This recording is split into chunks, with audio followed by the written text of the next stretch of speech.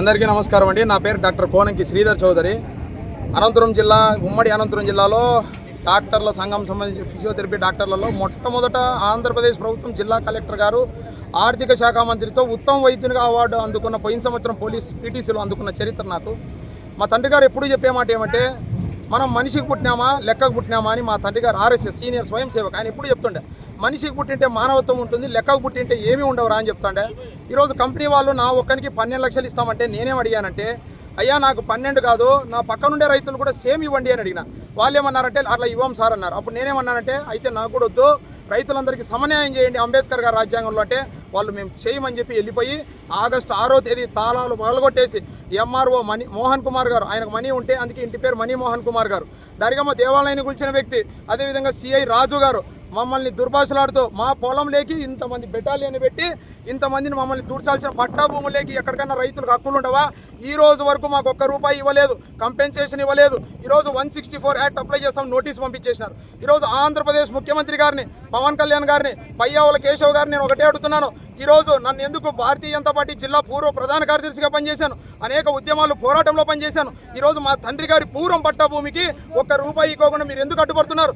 ఈరోజు ఒకటి కాదు 10 టవర్లు వేయండి, పోలీసు వాళ్ళు కాదు నేనే దగ్గరుండి టవర్ వేపిస్తాను, కానీ రైతుకు న్యాయం చేయమండి అని అడిగినందుకు ఈరోజు నాకు ఇచ్చిన బహుమానం ఏంటంటే, ఈరోజు నా భూమిలో ఈరోజు ధ్వంసం చేసేసి ₹1 ఇవ్వకుండా మా తల్లిగారి భూమిని ఈరోజు కబ్జా చేసేసి టవర్లు వేసేస్తున్నారే.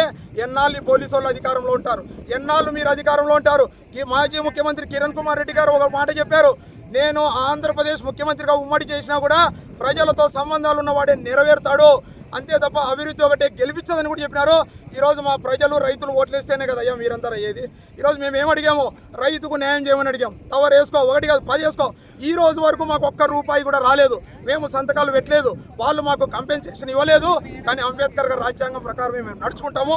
మీరు గుంతకు తొవ్వే తెలుసు, మీరు పడగొడితే మేము నిలబెడతాం, అంబేద్కర్ గారి రాజ్యాంగం ప్రకారం మేము ముందుకెళ్తాం.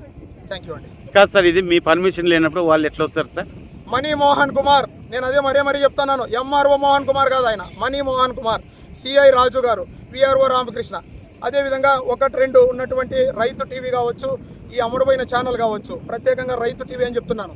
ఈరోజు రైతు టీవీ రైతుల పక్షాన్ని అంటారు కదా, 10 రోజులు మేము ఇంత పోరాటం చేస్తున్నాం, మా దగ్గరకు ఆ ఛానల్ రాలేదు. ఎందుకు రాదయ్యా? మేము రైతులం కాదా? మా దగ్గర వచ్చి వినాలి కదా. శాలువా కప్పడము, 3 లక్షలు ఇవ్వడము, వాటితో ప్రెస్ మీట్ పెట్టడము. అంటే రైతుని అమాయకుని చేసేసినారే, రైతుని అమాయకుని చేసి మూర్ఖుని చేసేసినారే.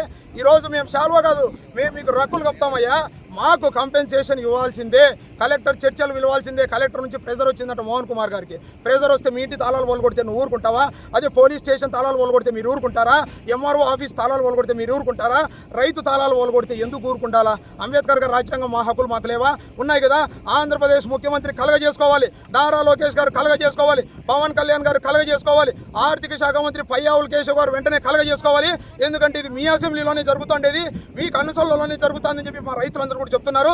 అందుకు దయచేసి కేశవన్న మీద అభిమానంతో చెప్తున్నాం, ఈ పరిస్థితిని మీరు చక్కదిద్దకపోతే ఇది ఎంత దూరమైనా పోతుందని మరొకసారి నేను విజ్ఞప్తి చేస్తున్నాను.